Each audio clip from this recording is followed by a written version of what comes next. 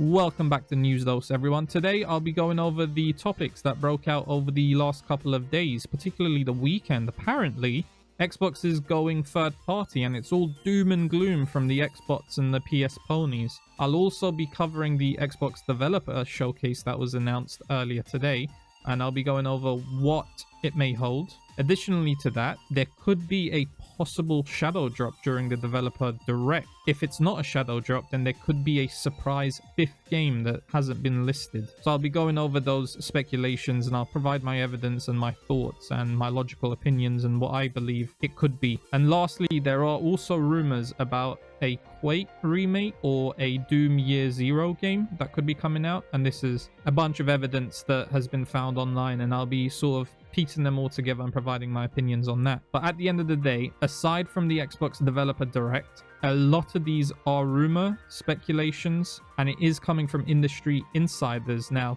they're not 100% correct. The track record has never been 100% correct, so do take it with a huge grain of salt. All right, let's start off with the big news first. It was announced that Xbox will be hosting a Developer Direct on January 18th, and the games they'll be showcasing are Hellblade, Avowed, Horror History Untold, and Indiana Jones. Additionally, there'll also be an Elder Scrolls Online global reveal after the Developer Direct, which I'm not sure how long it's going to last.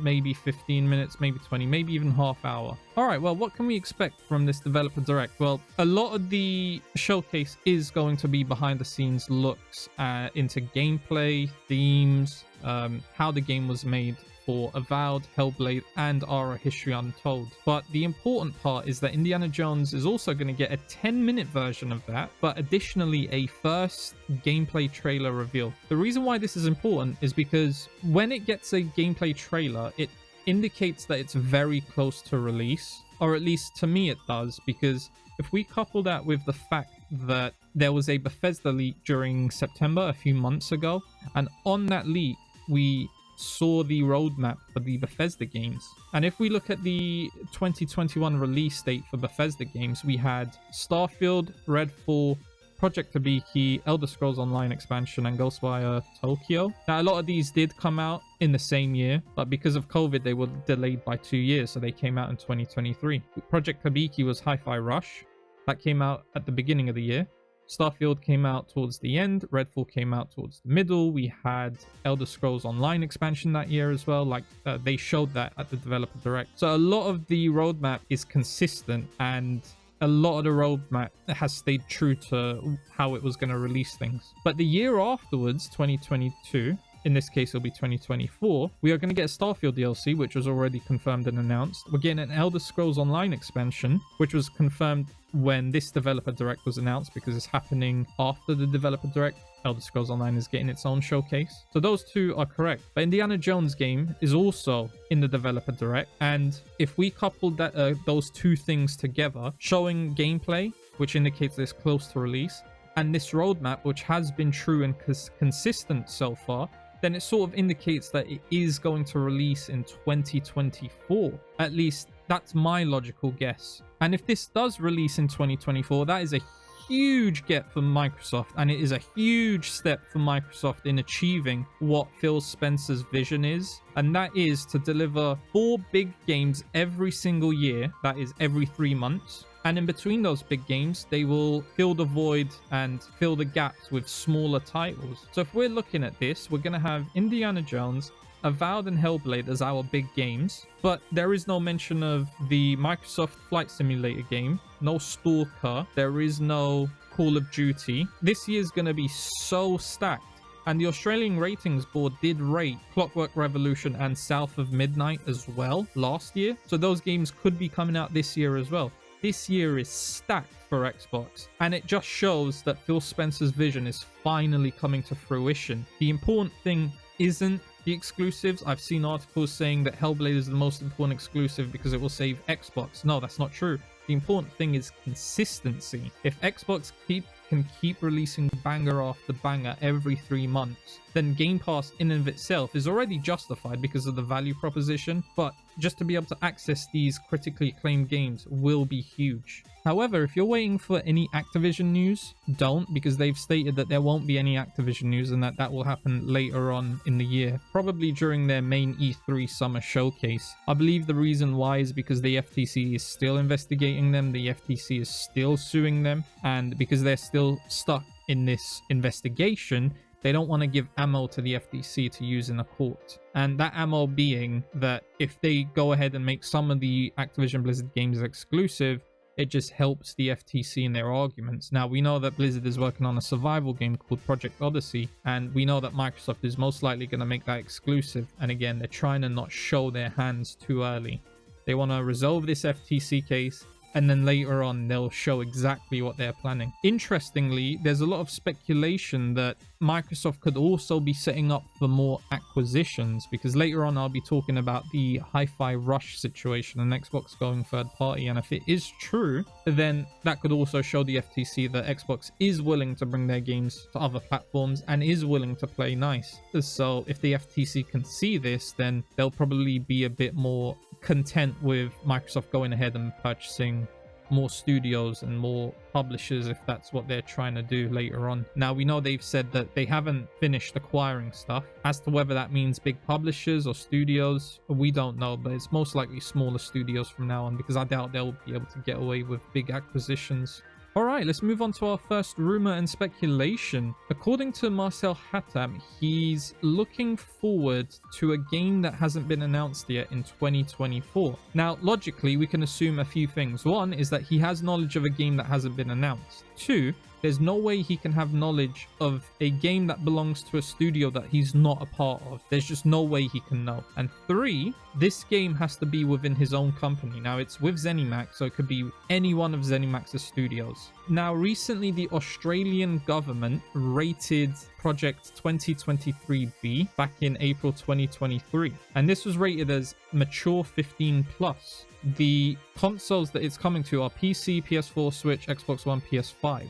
There is no Series X or S, so either it's already been released, or B, it hasn't been released yet and things could change. The important part is the author and publisher. id Software is the author and publisher, so it's at least developed by id Software. But the consumer advice section says that it's strong violence, online interactivity, and chat. And these could be two things. One, it could be a possible Quake remake or a Quake sequel or a Quake reboot, revamp, whatever you want to call it. There have been rumors about this circulating for the past 2 years. Or if we look back at the Bethesda roadmap, it could be Doom Year Zero. Now, in the roadmap, it says that that comes out in 2023, and if these were delayed by 2 years, that would be 2025, which doesn't pertain to the developer direct, because the direct is supposed to show you what happens within this year. But the roadmap says Doom Year Zero and DLC. So they're launching the game and DLC together. But there could be a chance where they launch the game this year and then launch the DLC in 2025. So the roadmap would read Doom Year Zero in 22 and Doom Year Zero DLC in 23. Again, things could change. And that sort of fits the theme of what I'm trying to say, that there could be a secret game or a surprise announcement for this year. And everyone said, all the insiders have said that fans will be surprised this year with what Microsoft is planning to announce. However, I'm not sure if this will be in the developer direct or if this will be in the Xbox showcase later on in the summer, the substitute for E3. But it's a real possibility that we could have a surprise reveal at the developer direct. All right, talking about secret games, Basin on Twitter is speculating that the developer direct, similarly to last year, will have a surprise announcement. Last year, we had 4 games announced for the direct, but a 5th game, Hi-Fi Rush, was the surprise announcement and it shadow dropped. This year, there's 4 games announced, and there could be a 5th one.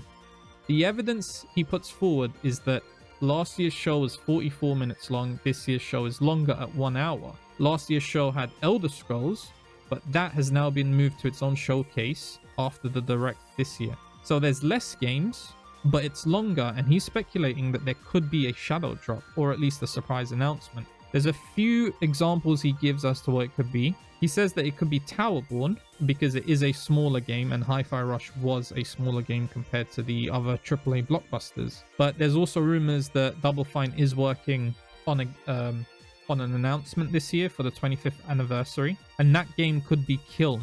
However, I did discuss that the Zenimax employee is teasing a Quake remake or a Doom Year Zero game, so it could be that as well. But whatever it is, I'm not saying it's guaranteed, but there could be a surprise reveal at the Xbox Developer Direct. Alright, let's go on to our final topic about Hi-Fi Rush going to the Switch and whether Xbox is going third party.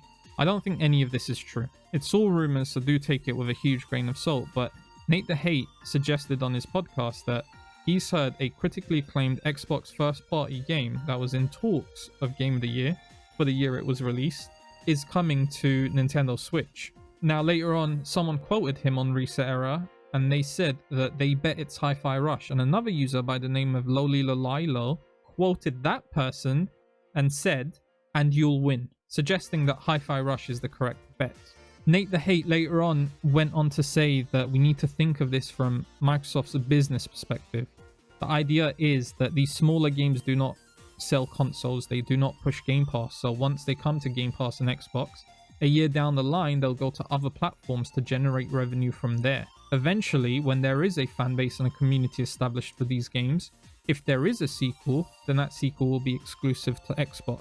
And if they want to play it, they'll have to get an Xbox or at the very least, get Game Pass on a platform where Game Pass exists. That is the business strategy. In my opinion, there are pros and there are cons. Let's start off with the pros first. This is good for the Switch because Hi-Fi Rush is a vibrant, upbeat game. And the Switch does have those vibrant, upbeat games like Mario Wonder, Mario World, Mario Sunshine, Pokemon. However, I don't think the Switch will be able to run it because Hi-Fi Rush needs to be played at 60 FPS. It is an action-adventure beat rhythm game, and if you're playing to the beat, you need it to be 60 FPS at the minimum. The other good thing is that these games get exposure to the Switch platform and the Switch player base, which is dozens of millions. And if a fraction of those players do buy Hi-Fi Rush, that's just extra revenue for Microsoft. And this is a good thing because we know from PlayStation leaks that AAA games budgets are ballooning. And for example, with Spider-Man, PlayStation has to, with Spider-Man 2 in particular, PlayStation has to hit 7.2 million sales in order to break even for Spider-Man, just because of the Marvel fee and the ballooning budgets. And we know that to combat this, PlayStation's also bringing their games to mobile and PC. Does that mean they're going third party? No, no one thinks that. So no one should think that Xbox is going third party either if Hi-Fi Rush does come to the Switch. The other good thing is that it further deepens the relationship between Microsoft and Nintendo. We know that Ori went there, we know that Cuphead went there, we know Minecraft's on there, and they're planning on bringing Call of Duty to the Switch as well, or at least to a Nintendo platform that's capable of running it. They have said that the Switch is capable. This further deepens that relationship, and Microsoft is thinking not 2 years ahead or 5 years ahead, but 10 years ahead. Maybe they're thinking that exclusives won't be as important as it used to be. But there are also bad sides to this. There are cons. And the first con is that it's bad marketing from Xbox. If you have Phil Spencer saying this is all about exclusives, but the Bethesda purchase is about bringing exclusive games to platforms where Game Pass exists, but then you're bringing said Bethesda games to a rival platform, it's just bad marketing. It's a bad message to your fan base and to the people that supported the Xbox brand. Not only that, but there is also mixed messaging between the CFO of Microsoft and the CEO of Xbox. The CFO says that they'll bring games to other platforms, even platforms they considered as rivals in the past, Nintendo and Sony. But then you have, again, Phil Spencer saying this is about exclusives. It's about bringing exclusive games to platforms where Game Pass exists. Now, unless Sony and Nintendo open up their platform to Game Pass, I don't think these games should be going there. And they will never do that because it will eat into their own sales. PS Plus and Nintendo Online are direct competitors to Game Pass. And lastly, I think it destroys the identity of Xbox. PlayStation's identity is all about exclusives. When a trailer is shown and it says exclusive to PlayStation, no one second guesses it. Same as Nintendo, no one second guesses it. But the moment Microsoft shows the Blade trailer and there's no Xbox logo, everyone's like, is this an Xbox game? Is this a PlayStation game? Like, where is this game going? Not only that, but there's also other games where it's happened, where everyone doubts or questions which platforms these games are coming to. Sony doesn't have that problem. Why is it that Sony doesn't have to say this is a PlayStation exclusive? It's because we know. It's because for years this is the strategy they've used. And the identity of Xbox should be the same. It should be about exclusives. If you want to play Hellblade, play it on Xbox. If you want to play Starfield, play it on Xbox. If you want to play any of the newer Activision Blizzard games, Bethesda games, or whatever future acquisition they want to make, let you play it on Xbox. But again, at the end of the day, I don't think Microsoft knows what it wants to do. I think that's the reason why they're not communicating with us, and that's the reason why these rumors keep popping up, is because there is no communication. The reason there is no communication is because I don't think they know what they're doing. I don't think they know what strategy they want to adopt. I think they should lean into exclusives as hard as possible. PlayStation has done it for years and bullied competition out of the market. For example, Sega. They go and secure third-party exclusives. Microsoft should go do the same. I remember back when Rise of the Tomb Raider was going to be an Xbox exclusive, and everyone gave Microsoft shit. Ryan McCaffrey gave him shit. But now Ryan McCaffrey is out here saying, oh, Final Fantasy 16 is a huge get for Sony. Why is it okay when Sony does third-party exclusivity, but it's not okay when Microsoft does it with Tomb Raider? There is double standards within the gaming media. There is hypocrisy with the gaming media. And if Microsoft wants to compete with exclusives. Anyway, that's what I think about the Microsoft exclusivity topic. What do you think? Do you think Hi-Fi Rush is coming to the Switch? Do you think Xbox is going third party? And in particular to the developer direct, what game do you think, if they are going to shadow drop or do a surprise reveal, what game do you think it could be? And lastly, what's your most excited game for this year? Because personally, mine is Avowed. As per usual, if you've enjoyed the video, hit that bell button to be notified when I next upload.